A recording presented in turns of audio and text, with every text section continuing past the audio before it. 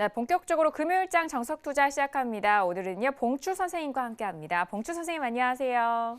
네, 안녕하세요. 네, 반갑습니다.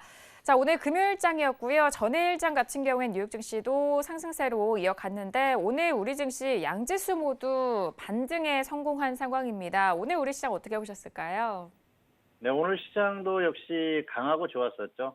어제 장 마감 방송 말미에 그런 말씀을 드렸었어요. 미국 시장이 급등하지 않으면은 하락할 가능성이 높다고 말씀드렸는데 방송을 마치고 보니까 계속해서 상승을 하더라고요. 결국은 강하게 미국 시장이 반등하면서 한국 시장도 그대로 반응을 한 것 같습니다.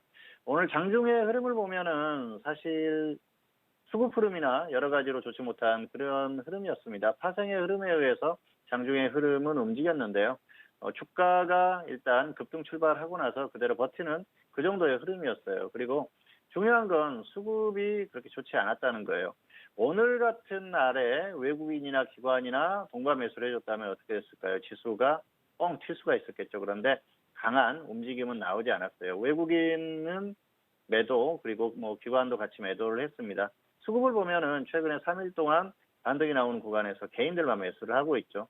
역시 그러다 보니까 시장이 강한 반등보다는 겨우 반등하는 그 정도 수준이다 그렇게 볼 수가 있겠습니다. 그리고 그동안의 어떤 낙폭을 보면은 이 정도 반등은 뭐 충분히 나올 수 있는 흐름입니다. 다만 전반적으로 한국을 둘러싼 여러 가지 환경 이런 것들이 좋지 않기 때문에 강하게 가지 못하는 그런 흐름이에요. 그리고 일단은 여러모로 눈치를 보는 그런 흐름입니다. 좋지 않은 게 역시 수급적인 흐름 자체가 좋지 않다는 것이죠.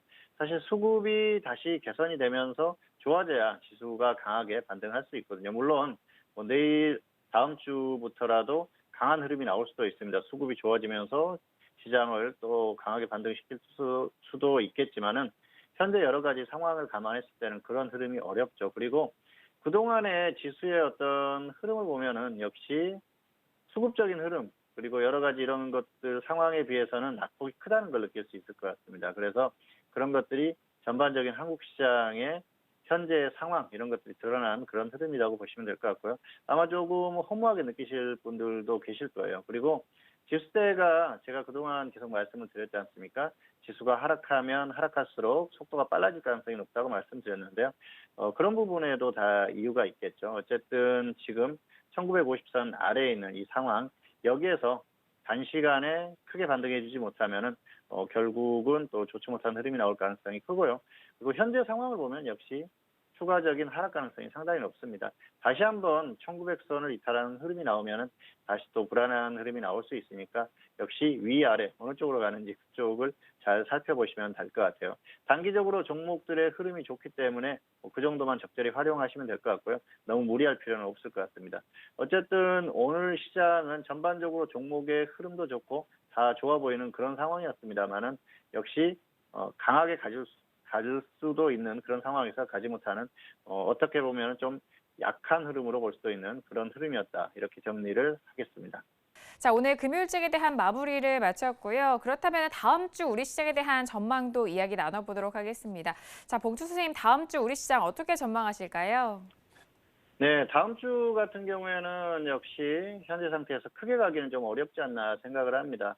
지수를 보면은 기술적으로는 가격적으로는 어느 정도 좀 단기적으로 상승할 만큼 상승했다 그렇게 보고 있습니다. 그렇기 때문에 여기에서는 뭐 크게 갈 만한 그런 상황은 아니라고 보여요. 그렇기 때문에 무리할 필요는 없는 그런 흐름이라고 봅니다.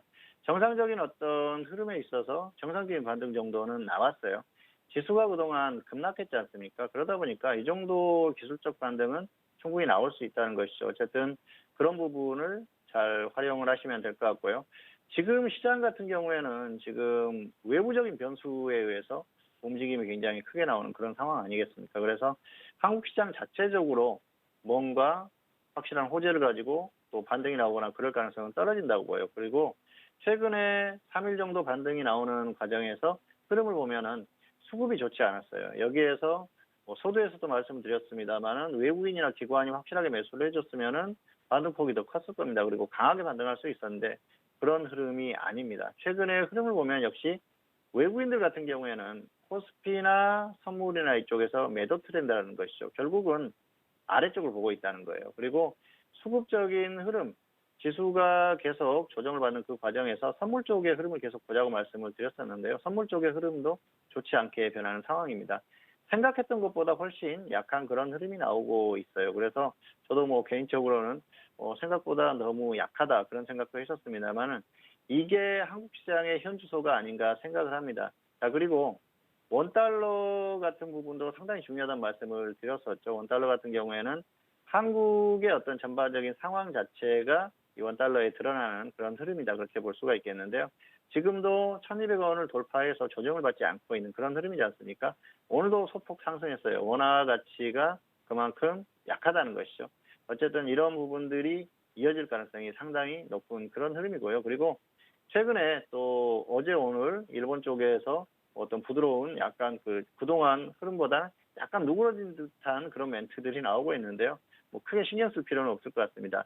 어쨌든 아베 총리 그리고 아베 정권의 어떤 생각 자체가 굉장히 굳건한 그런 상태일 가능성이 상당히 높기 때문에 어쨌든 그런 부분에 있어서는 크게 해소가 될 만한 그런 상황은 아니라고 보고요. 흐름 자체가 좋아지기가 어렵다는 것이죠.